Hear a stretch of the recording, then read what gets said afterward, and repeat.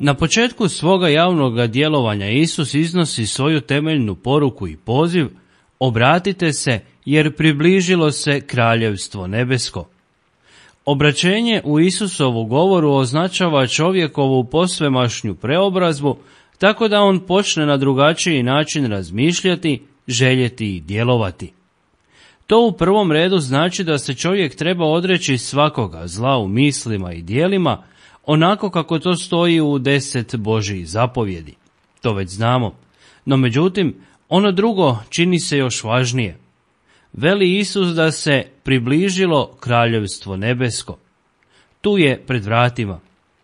Kada treba početi učiti? Danas. Kada ćemo prestati pušiti? Danas. Kada ću početi posvećivati više vremena svom bračnom drugu i svojoj obitelji? Danas. Kada ću prestati se inatiti? Kada ću oprostiti, kao što želim da i meni drugi opraštaju moje ludosti? Uvijek isti odgovor: danas.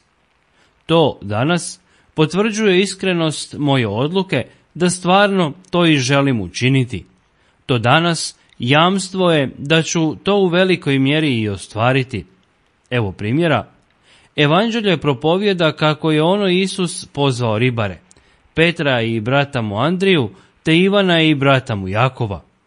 Oni su istoga trenutka ostavili ocu lađice i mreže i pošli za njim. Tako je i u redovitom životu. Onaj tko ti stvarno želi pomoći, čini to odmah. Svatko od nas ima nešto što bi trebao učiniti, nešto što mu već dugo vremena stoji za vratom, nešto što bi stvarno značilo zaokret u nekom vidu vlastitoga života. A kada to učiniti? Odgovor je opet danas. A mi nismo gospodari jučerašnjeg dana, njega ništa i nitko ne može promijeniti. Nismo niti gospodari sutrašnjeg dana, jer nam nitko ne može jamčiti da ćemo sutra uopće dočekati, odnosno biti u prilici učiniti ono što smo naumili. Nama je dan samo današnji dan. Danas mogu i trebam nešto dobroga učiniti. Možda maleno i na izgled neznatno. Možda. Međutim, što god se čini s ljubavlju, to je doista veliko. Neki lokalni dušobrižnik odobri donaciju da se u nekom selu obnovi vatrogasni dom i nabavi novo vatrogasno vozilo. I onda će, naravno, zahvalni vatrogasci i svi mještani postaviti spomen ploču u kojoj se navodi ime spomenutog dušobrižnika. Ljudi su sretni i zahvalni, no što bi tu bilo sporno? Naravno, sporna je činjenica da su darovana sredstva uzeta iz lokalnog proračuna. Prema tome, to je novac poreznih obveznika. Komu onda treba ići zahvala? Apostol Pavao u tom smislu nije se dao navući na tanke led kada su se u kršćanskoj zajednici u Korintu javile različite struje. Neki su se smatrali sljedbenicima Pavla, drugi Petra, a treći poznatog propovjednika Apolona. I za svaku od tih skupina više nije bilo toliko važno tko su i kakvi su, nego to na koga se mogu pozvati. I svaka je skupina smatrala da je veća i zaslužnija od drugih. Pavao pokazuje svu apsurdnost takvog strančarenja. Veli: zar je Pavao raspet za vas, ili ste u Pavlovo ime kršteni? Ta što je Apolon, što je Pavao? Poslužitelji po kojima povjerovaste, kako već komu Gospodin dade. Ja zasadih, Apolon zali, ali Bog dade rasti. Tako niti je što onaj tko sadi, ni onaj tko zaljeva, nego Bog koji daje rasti. Što da kažemo, povijest se ponavlja. Netko će rado i isticati kršćansku tradiciju svoje obitelji, netko svoj akademski status, netko svoje regionalno podrijetlo, netko svoj društveni i materijalni status. Netko će pucati od ponosa što je član neke kršćanske ili druge udruge. Sve to po sebi može biti i lijepo i simpatično. No međutim, Gdje je tu moja zasluga? Očito je. Od trenutka kada zbog moga položaja ili neke moje sposobnosti počnem s visoka gledati one druge, ja počinjem puštati oholosti da se u meni nastani i stvari počinju izmicati kontroli. Tu je, braćo i sestre, potpuno jasna poruka. Kao što su Pavao i ostali apostoli bili tek poslužitelji i posredovatelji Božji, tako svaki čovjek treba biti tek posredovatelj onih lijepih darova i sposobnosti koje on ima. Svaki dar i talenat koji imamo radi drugih je i za druge je. Ja se mogu radovati što imam određeno znanje, vještinu, što sam sjajan u svojoj službi. Međutim, to su talenti koje sam dobio, to su okolnosti u koje sam stavljen. Ne bih trebao prosuđivati sebe u usporedbi s drugima i obratno. Ja nikada neću do kraja moći saznati zašto su okolnosti upravo takve da se ja nalazim ovdje, a ne netko drugi. Kada u jednostavnosti i radosti iz svoga srca posredujem svoje darove i sposobnosti vlastitoj obitelji, društvu i crkvi, onda širim mir i radost u sebi i oko sebe. Bez samoisticanja, bez oholosti, bez gledanja s visoka, bez strančarenja, tako stvaramo rajsko ozračje već ovdje na zemlji. Odlomak evanđelja, braćo i sestre, koje danas ćemo slušati na svetim misama, ima opisan početak Isusovog javnog djelovanja u Galileji, u kojoj se vratio nakon krštenja na Jordanu. On nije pasivan, već odmah poduzima korake neophodne za navještanje kraljevstva nebeskoga.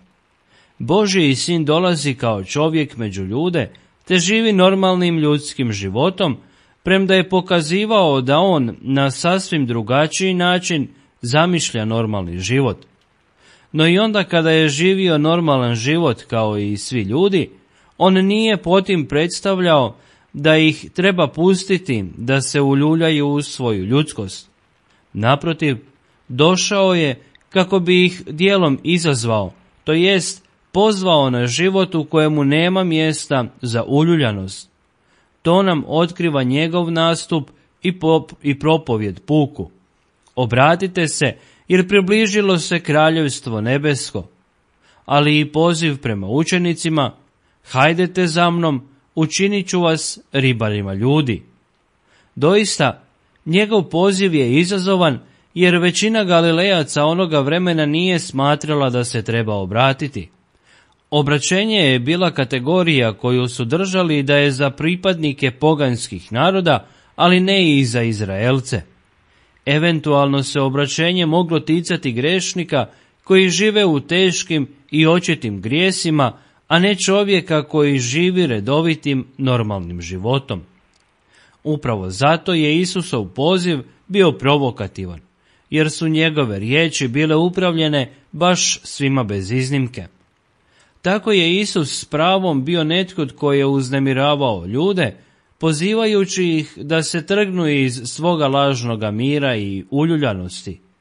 Ništa manje izazovan nije bio poziv četvorici prvih učenika, koje je pozvao da ostave sve i da pođu za njim. Bez obzira što im je obećao da će ih učiniti ribarima ljudi, nije bilo jednostavno ostaviti materijalnu sigurnost i uhodani život i ići u nesigurnost za nekim nepoznatim rabinom. Iz spomenutih primjera razvidno je da je Isus, nakon što je ušao u kafarnaumsku svakodnevnicu, počeo izazovno propovijedati, narušivši tako vjersku i duhovnu uljuljanost svoga puka. Sveti Matej evanđelist kaže da je ciljano izabrao Kafarnaum, jedan od većih gradića u Genezaretskom jezeru, jer je tu bilo očitije kako narod sjedi u tmini i obitava mrkli kraj smrti. No on se ne odriče nikoga, već naprotiv i takve duhovno mrtve i polumrtve izvlači iz njihove uljuljanosti. Može se reći da ih je uznemiravao svojim pozivom na obraćenje i govoru o kraljevstvu Božjem, jer oni su vjerovali da je to nešto što sami po sebi i snagom pripadnosti izabranome narodu već posjeduju. On, međutim, nije odustajao jer je bilo jasno kako se ne mogu smatrati izuzetima od takvoga poziva, jer niti jedan čovjek nije dovoljno k Bogu okrenut da se ne bi mogao i bolje i intenzivnije postaviti. I danas Isus djeluje jednako uznemirujuće na ljude kao i tada, premda to ljudi u biti i ne vole. Današnji čovjek ima svoje poimanje normalnoga života, te ne voli da ga itko budi iz njegove uljuljanosti, niti da ga prodrma iz uvjerenja koje je zauzeo sukladno svojim ljudskim potrebama. Malo kome je drago da mu se uputi kritika da živi nedovoljno svjesno i duhovno, nedovoljno normalno i sadržajno, jer poziv na obraćenje je upravo to, te ga zato mnogi ljudi i odbacuju. Ljudi poistovjećuju normalan ljudski život s prizemljenim zemaljskim aktivnostima na koje polažu zakonito pravo, te im je samo gnjavaža slušati nekoga tko im govori o kraljevstvu Božijem i životu vječnomu. Mnogi ne vide što bi još trebali dodatno raditi, jer u svoj vjerski život su sveli na određen broj normi koje valja ispunjavati, a ne shvaćaju ga kako živi zajedništvo s Bogom. U tom kontekstu vidimo kako je Kristov dolazak imao smisla i kako dolazak Boga koji uznemiruje ljude jer im ne dopušta da ostanu u svojoj uljuljanosti. Bilo mu je sasvim jasno kako su ljudi prema Bogu udaljeni, hladni i bezživotni, umjesto da stvaraju živi odnos sa živim Bogom. Isus je htio razbuditi ih iz uljuljanosti duha, što kao posljedicu ima zaspalu savjest te gubitak svijesti o Bogu i vječnomu spasenju. Nažalost, nema nikoga da nije izložen toj pogibelji, te se jednostavno svatko mora boriti i izboriti za živo zajedništvo s Bogom. Pa niti oni koji imaju vjeru ne mogu misliti da su pošteđeni napasti, uljuljanosti ili odnosa slabijeg intenziteta. I njima i svima ostalima uistinu treba Bog koji uznemiruje, jer i svaki zaborav Boga i njegove prisutnosti u svakodnevnom životu nije normala, već uljuljanost iz koje nas jedino Isus može trgnuti. Neka stoga njegov glas, to jest poziv na obraćenje, kao i onaj da budemo ribari ljudi, danas odzvoni i u našim ušima i u našim srcima, i neka nas potpuno uznemiri.